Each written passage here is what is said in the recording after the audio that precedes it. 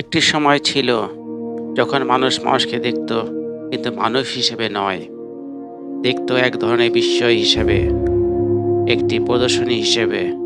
আজকের গল্প এমনই এক মানুষের, যার নাম ইতিহাসে লেখা আছে, প্রিন্স রেন্ডিয়ান।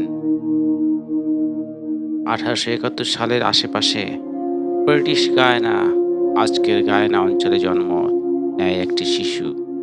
কিন্তু সে শিশুর ছিল না হাত, ছিল না পা, শুধু মাথা আর দেহের মাঝের অংশ, একটি মানব ধর। চিকিৎসা বিজ্ঞানে একে বলা হয় টেট্রা অ্যামেলিয়া সিনড্রোম। কিন্তু তখন এই শব্দগুলো কারো জানা ছিল না। তখন মানুষ একটাই কথা বলতো, এটা স্বাভাবিক নয়, এটা অস্বাভাবিক। বিংশ শতকের শুরুতে পৃথিবীর বিনোদনের বড় মাধ্যম ছিল সার্কাস, আর সার্কাসের অন্ধকার কোণে ছিল ব্রেক শো, যেখানে শারীরিক ভিন্নতা মানেই টিকিট বিক্রির কারণ। এই জগতে প্রবেশ করেন প্রিন্স রেন্ডিয়ান। তাকে ডাকা হতো মানবধর। দর্শকরা অবাক হয়ে দেখত, হাত পা ছাড়া একজন মানুষ মুখ দিয়ে সিগারেট তুলে নিচ্ছেন, নিজেই আগুন ধরাচ্ছেন, আর ধীরে ধীরে ধোঁয়া ছাড়ছেন।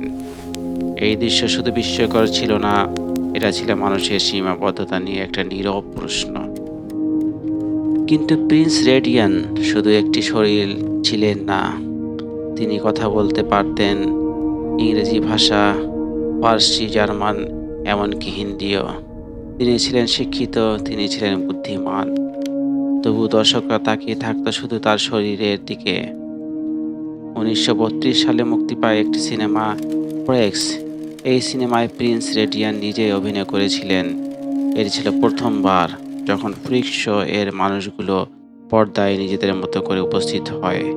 কিন্তু সিনেমাটি নিষিদ্ধ হয়। মানুষ দেখতে চায়নি এই আয়নায় নিজেদের মুখ।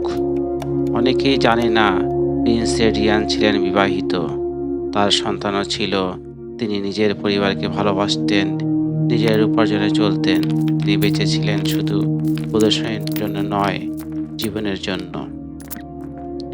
1934 সালে প্রিন্স রেডিয়ান মারা যান, কিন্তু প্রশ্ন থেকে যায়, আমরা কি তাকে মনে রাখবো একটি বিস্ময় হিসেবে, নাকি একজন মানুষ হিসেবে? একসময় মানুষ ভিন্নতাকে ভয় পেত, আজ আমরা চেষ্টা করি ভিন্নতাকে বুঝতে। প্রিন্স রেডিয়ান আমাদের শেখালো, শরীর মানুষকে ছোট করে না, দৃষ্টিভঙ্গি করে।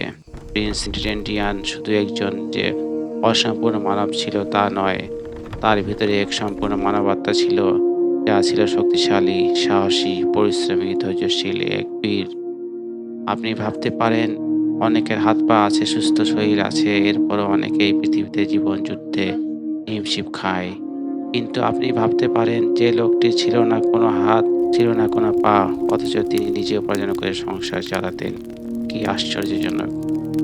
তার শারীরিক সীমাবদ্ধতা তার মনের জোরে কাটিয়ে উঠতে পেরেছিলেন। তিনি আর 10 জন স্বাভাবিক মানুষের ন্যায় বিয়ে করেছিলেন, সংসার করেছিলেন, এবং পরিবারের ভরণ পোষণ নিজে উপার্জন করে চালিয়েছিলেন। কি বিস্ময়কর তার কর্ম! হাত পা বিহীন একজন মানুষ পৃথিবীবাসীকে দেখিয়ে দিয়েছেন, ইচ্ছা শক্তি থাকলে সকল বাধাকে অতিক্রম করা যায়, এবং যদিও জীবন যুদ্ধে জয়লাভ করা যায়। তার জীবন সংগ্রাম আমাদেরকে জীবন যুদ্ধে জয়লাভ করতে উৎসাহ যোগাবে। তার জীবন যুদ্ধ আপনাকে কতটুকু ভাবিয়ে তুলেছে তা আমাদেরকে কমেন্টে অবশ্যই জানাবেন। ভিডিওটি ভালো লাগলে অবশ্যই লাইক ও শেয়ার দিয়ে আমাদেরকে এই ধরনের ভিডিও বানাতে উৎসাহ যোগাবেন। আপনাদের সাফল্য কামনা করছি।